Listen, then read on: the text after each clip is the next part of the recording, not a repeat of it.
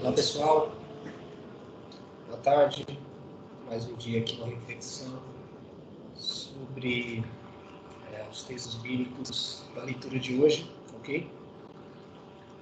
O tema de hoje é que Deus, mesmo sendo injustiçado, Ele não deixou de amar.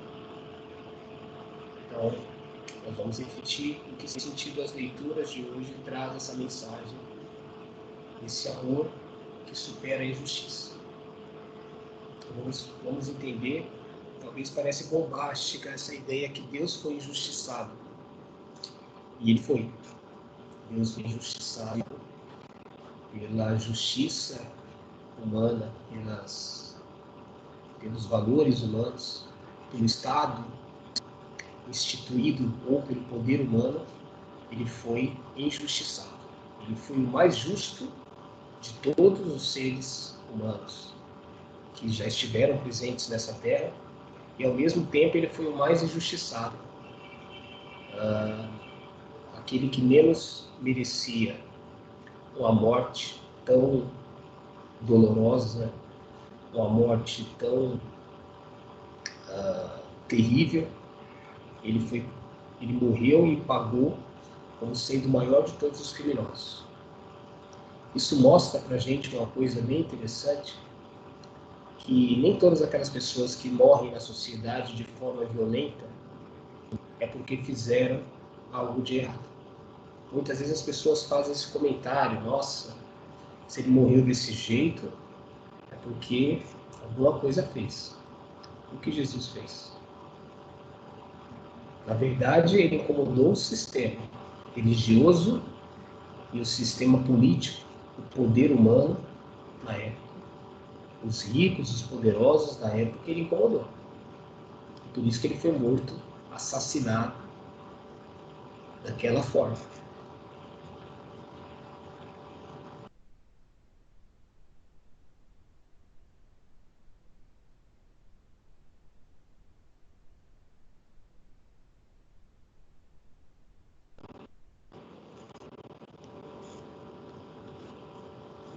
Elas vão ter justiça como resposta.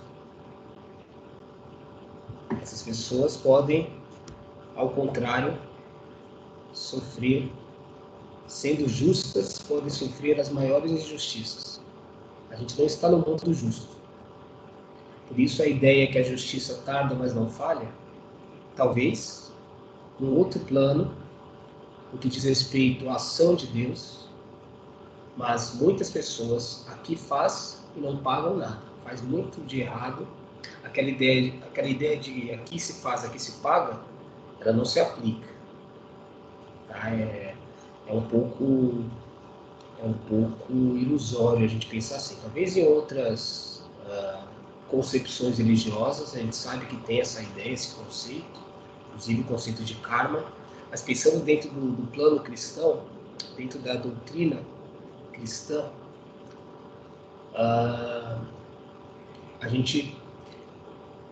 o que é colocado dentro dessa perspectiva é que haverá um juízo final. E talvez, vamos colocar assim, talvez porque eu não sei qual é a sua fé em relação a essas coisas que eu estou colocando, mas nesse momento, nesse juízo, as pessoas vão responder pelos crimes que cometeram. Mas muitas pessoas vão fazer o mal, vão destruir vidas, serão genocidas, homicidas, causarão uma série de malefícios para os outros e vão ficar simplesmente impunes, vão viver uma vida ileso. Inclusive vão parecer que são as melhores pessoas do mundo. Vão parecer que são as...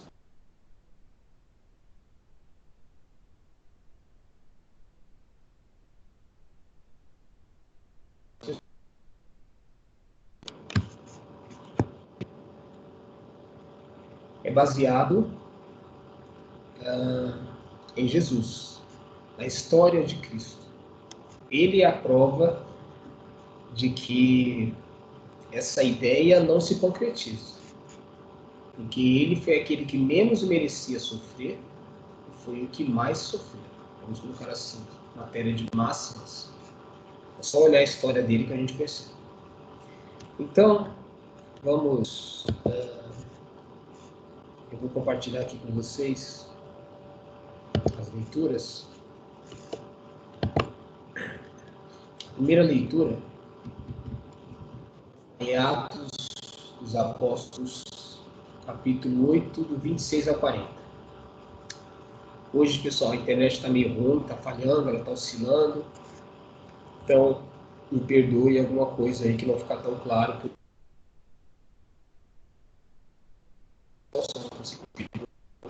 Mas o sinal muito bom. Vamos lá. Em nome do Pai, do Filho e do Espírito Santo. Naqueles dias, um anjo do Senhor falou a Filipe, dizendo: prepara-te e vai para o sul, no caminho que desce de Jerusalém a Gaza. O caminho é deserto. Filipe levantou-se e foi. Isso apareceu Etíope, ministro de Candace, rainha da Etiópia, e administrador geral do seu tesouro, que tinha ido em peregrinação a Jerusalém. Ele estava voltando para casa e vinha sentado no seu carro, lendo o profeta Isaías. Então o Espírito disse a Filipe: aproxima-te desse carro e o acompanha. Filipe correu, ouviu o eunuco ler o profeta Isaías e perguntou: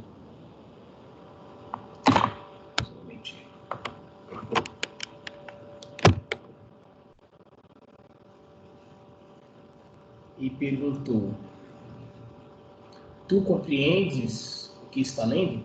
E o eunuco respondeu: como posso, se ninguém o explica? Então convidou Filipe a subir e a sentar-se junto a ele. A passagem da escritura que o eunuco estava lendo era esta: ele foi levado como ovelha ao matadouro, e qual um cordeiro diante do seu tosquiador. Ele emudeceu e não abriu a boca. Eles o humilharam e lhe negaram justiça, e seus descendentes, quem o poderá enumerar? Pois sua vida foi arrancada da terra. E o eunuco disse a Filipe: peço que me expliques, de quem o profeta está dizendo isso? Ele fala de si mesmo ou se refere a algum outro? Então Filipe começou a falar. E partindo dessa passagem da Escritura, anunciou Jesus ao eunuco. Eles prosseguiram o caminho, chegaram a um lugar onde havia água. Então o eunuco disse a Filipe: aqui temos água. O que impede que eu seja batizado? O eunuco mandou parar o carro, os dois desceram para a água e Filipe batizou o eunuco. Quando saíram da água, o Espírito do Senhor arrebatou a Filipe. Não o viu mais e prosseguiu sua viagem cheio de alegria. Filipe foi parar em Azoto e, passando adiante, evangelizava todas as cidades, até chegar a Cesareia. Palavra do Senhor. Ela é bem interessante, ela tem alguns pontos profundos. Eu vou tentar explicar. Primeiro que esse eunuco, como foi visto aí aliás, antes de falar do eunuco, a gente percebe que Filipe, ele foi conduzido pelo Espírito Santo. Essa passagem, até que ponto a gente pode falar que foi uma passagem, de certa forma, meio apocalíptica, ou meio um sonho, uma visão, um momento de êxtase? Não dá para saber exatamente. Ela é emblemática, mas ela traz algumas ideias bem interessantes, como, por exemplo, a questão, né, que Filipe, a ideia é que Filipe era conduzido pelo Espírito Santo. Então, muitas vezes, para onde ele ia, era justamente aquele caminho que o Espírito Santo conduzia. Por isso que coloca aqui que um anjo do Senhor falou, né, dizendo, prepara-te e vai para o sul. Essa é a ideia quando a gente faz um discernimento e percebe que muitas vezes o caminho para atender a vontade de Deus não é aquele que a gente quer, mas é aquele que Ele escolhe, que Ele determina. Como que a gente vai despertar e entender essa linguagem, essa direção de Deus? Se vai ser uma situação que vai acontecer, vai mudar sua rota, se vai ser uma necessidade, enfim. A questão é que é algo que você não planejou necessariamente, mas que de alguma forma, algumas coisas acontecem sobre um planejamento maior. E você faz o discernimento e percebe, é por aqui que Deus está me guiando. Muitas pessoas resistem a isso e não fazem esse percurso, e outras se deixam conduzir por esse espírito, né? Foi o que aconteceu com Filipe. E aí, nesse caminho que ele foi, ele encontra aí um etíope. Ele está fazendo alguma referência a regiões mais ligadas, ou pelo menos tivesse algum tipo de contato com a África. Sem citar basicamente esse mapa, né? A gente sabe que ali as regiões próximas a Jerusalém eram muito próximas também das regiões africanas. A gente sabe disso, que existia uma proximidade geográfica muito grande. E por isso que nesse deserto, Filipe ele encontra aí esse eunuco. Tá? E esse eunuco, ele que era etíope, né, como é falado, ele tinha um alto cargo no reinado que ele participava. Aqui mostra que ele era ministro de Candace, rainha da Etiópia. Então ele tinha um alto cargo, estava peregrinando e encontrou Filipe. Porque, na verdade, Filipe foi conduzido pelo Espírito a batizar esse etíope, a revelar a Deus, ou melhor, revelar Deus a ele, o verdadeiro Deus que é Jesus Cristo. E Filipe era o portador dessa mensagem, desse conteúdo incrível, que era o anúncio de Jesus. Então, esse etíope, de alguma forma, por algum motivo, ele estava lendo o profeta Isaías. Né? Essa passagem que ele leu está em Isaías, capítulo 53, versículo 7. Tá? Essa passagem que ele recitou. E aí é interessante que a passagem que ele está lendo, olha só que interessante.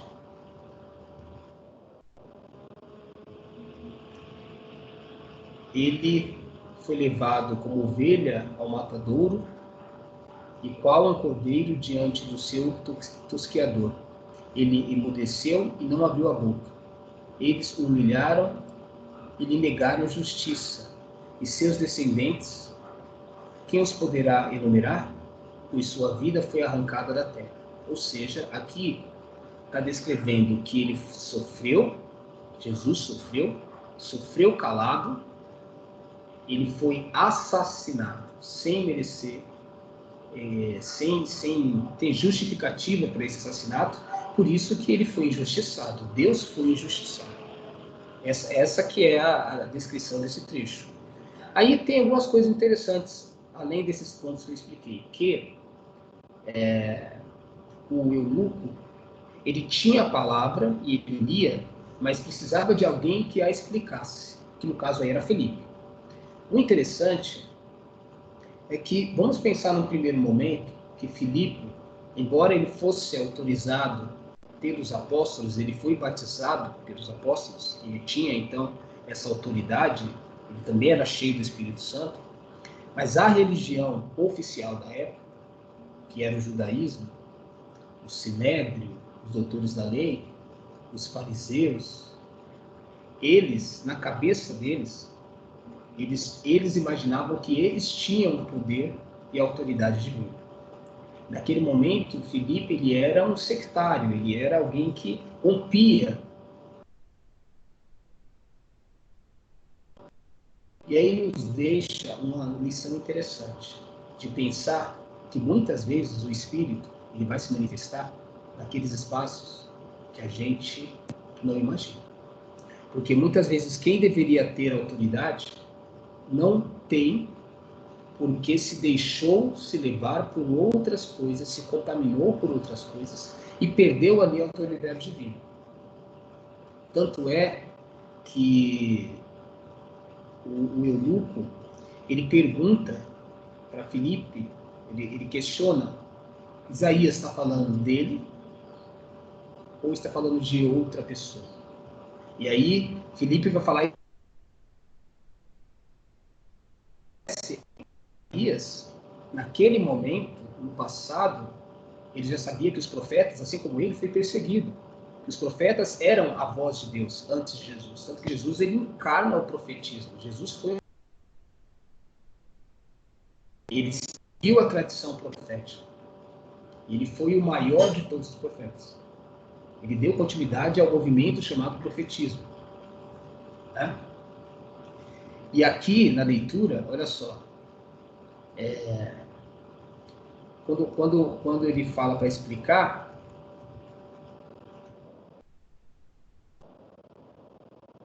na verdade, aqui, ó, a passagem da escritura o Luke está lendo era essa, né? Foi levado aqui um pouquinho mais para cima.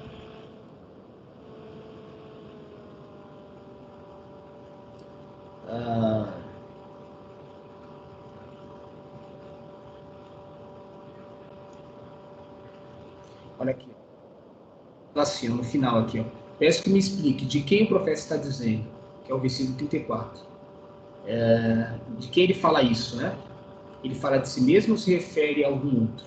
Filipe falar, e partindo dessa escritura, anunciou Jesus a eunuco. Eles perseguiram o caminho e chegaram ao lugar.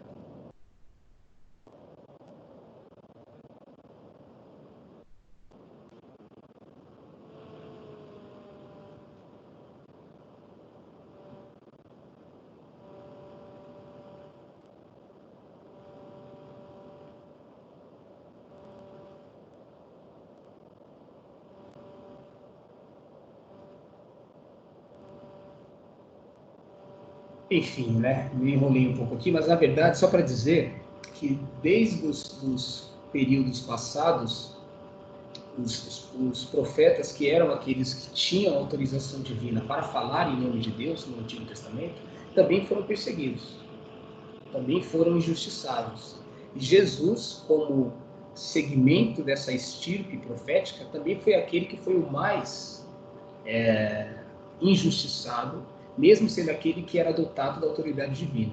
Então a gente tem que entender que muitas vezes é fora dos ambientes teoricamente oficiais que Deus vai se manifestar. Quando eu estou falando isso, eu não estou dizendo que necessariamente Deus não se manifesta dentro desses lugares. Deus se manifesta na igreja católica, Deus se manifesta na igreja evangélica, Deus se manifesta às vezes, inclusive, em espaços que não tem esse rótulo cristão que a gente acredita. Porque muitas vezes existem esses espaços, pessoas que comungam da justiça, do amor, têm uma adesão a Deus em seu coração, e por isso eles encarnam muito mais a autoridade divina do que nesses lugares que oficialmente deveria ter, vamos colocar assim, uma presença maior de Deus. Por isso tem documentos dentro da Igreja Católica, Lumen Gentium, Gaudium et Spes, né, que fala da Igreja como luz das nações, por exemplo, ou a alegria e a esperança da sociedade, dos povos, que vai ser também as alegrias e as esperanças que a Igreja vai incorporar para dar uma resposta cristã, religiosa, divina sobre elas, que a semente do verbo ela está presente em vários ambientes religiosos, inclusive, muitas vezes, seculares. A presença do verbo ela extrapola os muros da igreja, o controle religioso humano. Então a gente tem que ter esse olhar. Temos que ter a humildade de entender que a gente tem que praticar a justiça. Temos que nos comprometer com a causa. E não apenas imaginar que porque eu pertenço a tal igreja, porque eu pertenço a tal grupo, necessariamente eu sou munido do poder de Deus, eu sou ungido pelo Espírito Santo. Não. Vamos com calma. Vamos ter um pouco mais de humildade. E essa leitura vem trazer isso. Um outro ponto que essa leitura traz, que é muito interessante, é a questão de que não basta você ler a Bíblia que você vai ter todo o entendimento da palavra, como aconteceu com o mundo. É necessário que haja alguns elementos. É necessário que você leia, é necessário que você use a sua razão, o seu conhecimento, a sua espiritualidade para entender, mas é necessário também que a leitura não seja isolada, eu sozinho, é uma leitura comunitária. Por isso, 2 pessoas, o eunuco e Filipe, é a ideia de comunidade, porque por isso quando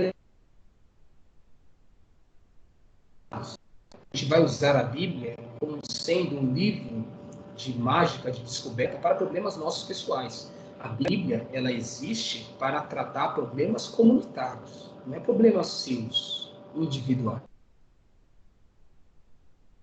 De Deus, a ideia de religião cristã não foi feita para lidar com os seus problemas pessoais, mas é uma ideia de comunidade.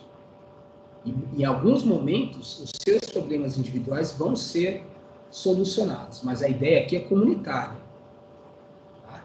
É assembleia, é igreja, é comunidade, é grupo, é conjunto, não é individualismo. Então, eu sou porque nós somos. Ubuntu, palavra africana, vem também nesse sentido. Coletividade.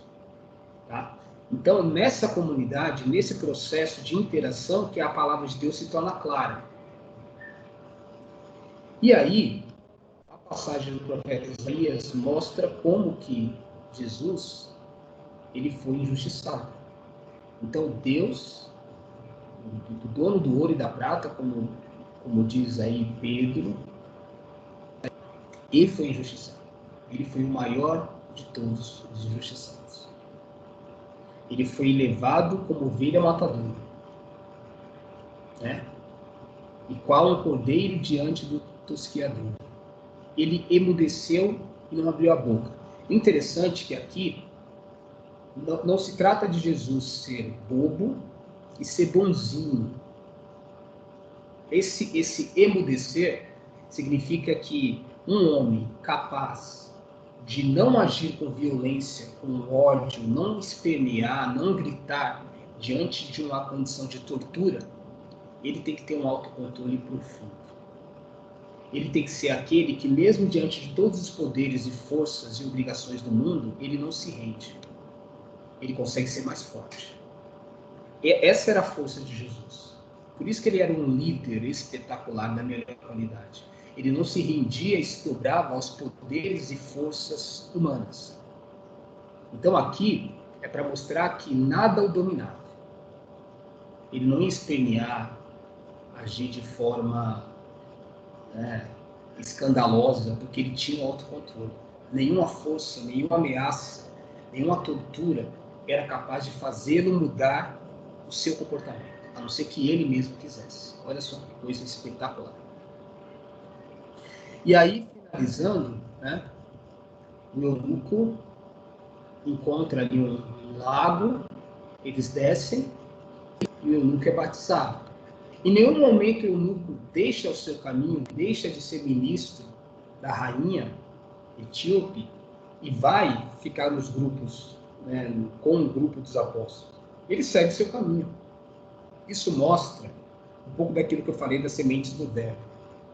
Não é a pessoa fazer parte do meu grupo, da minha igreja, que torna ela cristã. Tem pessoas que são cristãs, inclusive fora da igreja, sem ter necessariamente um cumprimento dos ritos que a gente geralmente reproduz. Em um outro momento, teologicamente, eu vou falar dos 3 batismos. Eu vou deixar aqui só só uma deixa para vocês.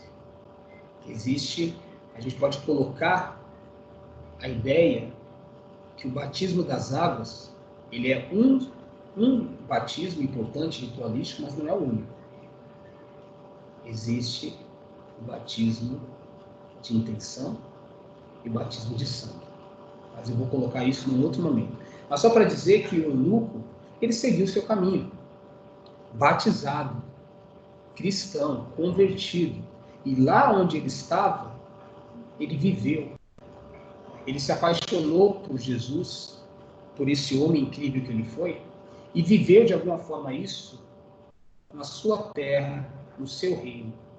Talvez ele nem tenha falado diretamente o nome de Jesus, mas provavelmente ele se comprometeu com ação, com ações, a viver aquilo que Jesus tinha ensinado, aquela experiência que o batismo e que Filipe e que os cristãos que morriam perseguidos, sendo injustiçados, mas continuavam sem renegar o nome de Jesus.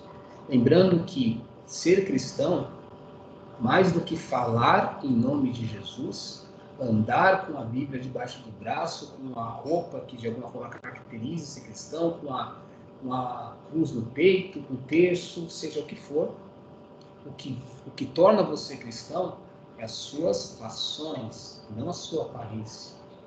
É o que você faz, e não os lugares que você frequenta. Então, esse é o ponto aqui chave. E Filipe continuou. Foi embora. Continuou servindo a Deus. Então, vamos para a próxima leitura, que é do Evangelho. Eu vou ser mais rápido nessa aqui.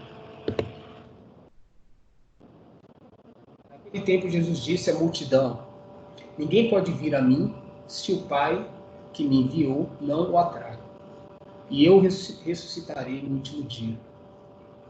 Está escrito nos profetas: todos serão discípulos de Deus. Ora, todo aquele que escutou o Pai e por ele foi instruído, vem a mim. Não que alguém já tenha visto o Pai, só aquele que vem de junto de Deus viu o Pai. Em verdade vos digo, quem crê possui a vida eterna. Eu sou o pão da vida. Os vossos pais comeram o maná no deserto, e no entanto morreram. Eis aqui o pão que desce do céu. Quem dele comer nunca morrerá. Eu sou o pão vivo descido do céu. Quem comer deste pão viverá eternamente. E o pão que eu darei é a minha carne dada para a vida do mundo. Essa leitura, João, todas essas leituras joaninas são teológicas. Eu vou ser mais rápido nessa explicação, porque a outra eu fui mais tempo, mas ela é muito profunda. Primeiro, que Jesus, essa coisa que ninguém vem a mim se o Pai não atrair, está dizendo que não somos nós que encontramos Jesus, mas Jesus que nos encontra. Não somos nós que o escolhemos, mas Ele que nos escolhe. Não somos nós que o dominamos, mas Ele que deve nos dominar. Quando eu falo dominar, é no sentido que algumas pessoas se arvoram, se auto-intitulam como sendo os arautos de Deus. Tem que ser uma comunidade, tem que ser algo que vai para além da sua própria soberba, para legitimar que você de fato é um cristão. Então é o Pai que determina isso. São coisas sutis, mas a gente tem que tomar certo cuidado. Então, não é um mérito nosso encontrar, de alguma forma, Deus, Jesus, o seu projeto de vida. Não é um mérito nosso. É um mérito de Deus, de Jesus. Né? Então, isso que é importante. E Jesus coloca que ele vai o ressuscitar no último dia. Jesus cuida de nós. Então, ele está colocando aqui, existe aqui essa citação dos profetas, todos serão discípulos de Deus. Né? A ideia é que Aquele que escutou o Pai foi instruído por ele, vem a mim. Quem de fato entendeu as Escrituras de verdade, lá do Antigo Testamento, quando viu Jesus, entendeu que ele era Filho de Deus, Messias, como Nicodemos, por exemplo, e outros, Saulo depois. Mas teve muitos, que foi a maioria, que não entendeu. Que perseguiram os profetas, continuaram perseguindo Jesus. Por isso que eu fiz uma reflexão esses dias, coloquei no Facebook, que se Jesus hoje se encarnasse, muito daqueles que estão nas igrejas e dizem o seguir, seriam os primeiros a novamente o condenar, a novamente o crucificar. Porque ainda a gente percebe que por muitos comportamentos religiosos não entenderam quem de fato é Jesus e o que de fato ele quis nos transmitir, na sua radicalidade. Muitas pessoas não entenderam. Por isso que a gente tem vários erros, inclusive na política. Vários erros graves. Né?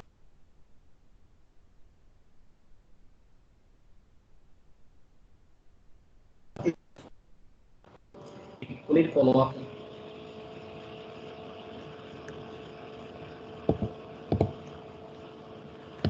lá, falhou aqui um pouquinho.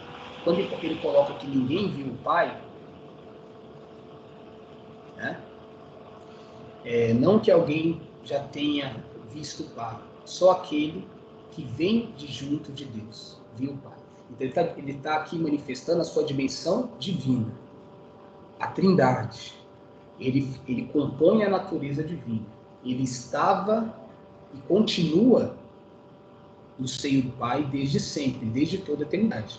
Mas o Filho, a segunda pessoa da Santíssima Trindade, também assumiu a natureza humana. Sem deixar de ser Deus, assumiu a natureza humana. O que encarnou foi só o Filho, não foi o Pai nem o Espírito Santo. A obra da encarnação é do Filho, a obra da salvação é do Filho. Então é isso que ele está tentando colocar aqui, a sua dimensão divina. E ele promete a vida eterna a esses que acreditaram na revelação de Cristo, porque vão entender o caminho, o verdadeiro segmento para essa aceitabilidade da ideia de reino de Deus. Se a gente viver esse reino de Deus com os nossos, necessariamente a gente está potencializando a construção de um reino aqui e agora. Depois, após a morte, é um detalhe.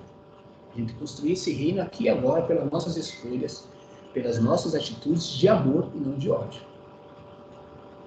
Aqueles que comeram o maná morreram. Jesus é aquele maná, aquele pão vivo que vem do céu, não o maná, na verdade, o pão vivo que vem do céu, que não é só comer o Jesus ritualístico na Eucaristia ou na ceia, que os evangélicos realizam, mas a prática existencial do comprometimento com a missão de ser cristão. Só comer o pão eucarístico, mas não viver a radicalidade da conversão, não é suficiente para, de fato, ter a vida eterna. Aí entra aquela questão de você fazer sacrilégio com o corpo de Cristo, o corpo e o sangue de Cristo, que é o pecado gravíssimo. E ele termina falando, e a minha carne é a minha carne dada para a vida do mundo. Então, qual é o papel do cristão? Ser sal e ser luz da terra. Não adianta você ser aquele que vai reproduzir no mundo o ódio. O mundo já está cheio de ódio. A ganância, o mundo já está cheio de ganância. Você não vai reproduzir a morte e o homicídio. Você tem que reproduzir o amor, a justiça. Lembrando que combater as estruturas de justiça, ser justo muitas vezes, é lutar e incomodar aqueles que estão no poder. Não é ser mansinho, bonzinho. É bater de frente mesmo contra as estruturas de morte que estão aí. E muitas vezes é arriscar a própria pele em nome de Deus, em nome desse bem maior. Então, com isso, eu encerro aqui essa reflexão. Espero que vocês gostem. E até a próxima oportunidade.